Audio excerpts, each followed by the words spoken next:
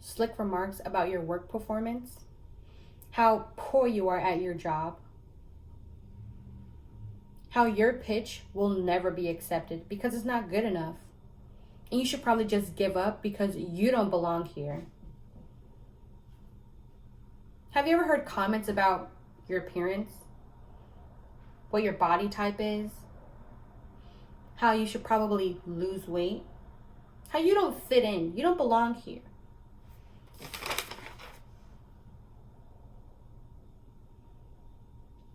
Workplace bullying is the repeated health-harming mistreatment for one or more persons by one or more perpetrators. It is an abusive misconduct that is threatening, humiliating, intimidating, or that interferes with your work performance, sabotage, blackmail, and prevents you from getting your work done and reduces your productivity overall. Who can be a victim? Anyone can be a target for bad people. Usually, they are new employees, new hires, people who seem weird or who just really don't fit the aesthetic of the office, of the company. I would say younger people who have newer skills or different skills. So, who are the bullies and where do they come from? Usually, workplace bullies are people who are veterans to the company. Those who have been there for a long time, those who have been at the top of their career or at the top of the company's sales or product producing people who have been making all the accounts, getting all the clients, and then someone else comes in and they're kind of taken away from their limelight. That's causes for bullying to come in. And it's not you. It's not you. It's insecurities within that person because they feel like they've lost their control. So they're going to manipulate the situation to make sure they regain that control and make sure you don't step on their toes. Bystander effect. So as a bystander, you think that by not jumping in, by not saying anything, is going to help the situation because you don't want it to escalate. However, by not speaking up and by not saying anything, you are reinforcing the bully's bad behavior. If you don't speak up, and if the person who is the target doesn't speak up, this behavior is going to continue and they're not going to stop it. Because again, they're the veterans. They know how to work this place. They're within the laws. They're within the legal laws, and they're not really hurting anybody. And if there's no real hurt, there's no real problem. So there was a survey, and 75% of people had reported that they had been affected by bullying. But the problem is that they didn't report it. There are a lot of disparities within the reporting of abuse.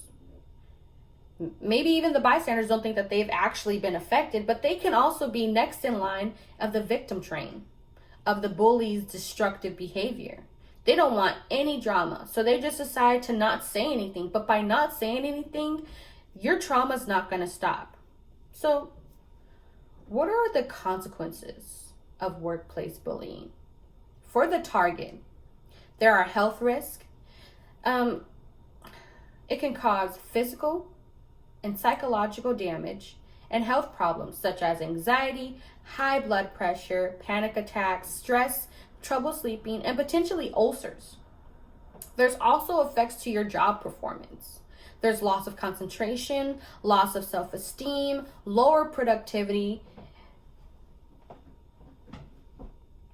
Employees who are targets are so busy trying to defend themselves, trying to stand up and not let anyone take advantage of them, that they don't even have time to focus on the work that they're actually doing. So they're getting in trouble for not meeting their deadlines. I'm being bullied. I'm trying not to let this man talk to me in a demeaning manner, and you're worried about me trying to meet my deadlines? I can't. I'm not getting any help. There's also consequences for the company. There's lower performance by at least one person who is the target.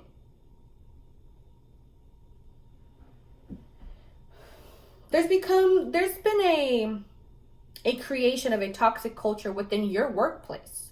By allowing this behavior to continue, there's a reduce in performance and reduce in morale. No one wants to be there because they know how toxic this person is and how toxic this office allows them to be. The target will have no other choice but to leave because they're not getting any help from anywhere. Not from their supervisors, not from their company. No one is supporting them, and their coworkers are kind of turning a blind eye to it. There's also room for potential litigation. So bullying isn't illegal. There are no laws that says that this act will get you fired. None of that. There's nothing in our laws that says that. There may be healthy environment bills that do talk about bullying, but those laws and those bills have not been adopted into law. There's nothing that states anything about it. And that's a problem. That's why bullying continues to happen, especially in the workplace. Because there's no true definition of what it is. You know, it's not physical abuse, so they can't see it. And it's his word against her word. So, usually your boss or your supervisor is your first point of contact. However, if there's no action after you make a complaint, or if you're receiving harassment from your boss, now you feel hopeless. Like, who is supposed to help me? Where do I go to get the help that I need? No one is supporting me. It's all fine and dandy when you're not saying anything, when no one is bringing up about your supervisor, but as soon as you make that complaint, the atmosphere changes. So then who do you go to? You go to HR. Okay. This is a long process. There's paperwork, there's meetings, and still no action happens. So who do you run to? Who's supposed to help you when there are people in these jobs that's supposed to help you? Now you're forced to go to CEO to make a formal complaint, or you have to go and seek legal advice. Now you're really on your own. How can we make the workplace a safer environment for everyone? How do we get this bully to get out of here? Well, I do have a few tips and tools about how to improve it. So the first one is doing regular checkups with your employees, doing surveys, asking them specific questions about certain situations, and just assessing their opinion on it. Have they been affected? Have they seen someone be affected?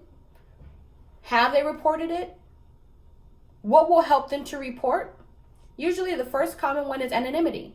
If they can report an instance without having to identify who they are, it helps their confidentiality and it helps decrease the amount of consequence or blackmail to be imposed on them. The next one is doing a better job with training our managers. It's not just about sales. It's not just about clientele. It's not just about the business. You also have to be a great people person. How can you work in a place where no one likes you? You're not leading. You're not being the leader you're supposed to be to inspire, to encourage, to promote good behavior. If you're having bad behavior, what do you think everyone else has? So doing regular checkups on your employees and doing better jobs at training our people in higher positions is a way that we can make the workplace a safer place.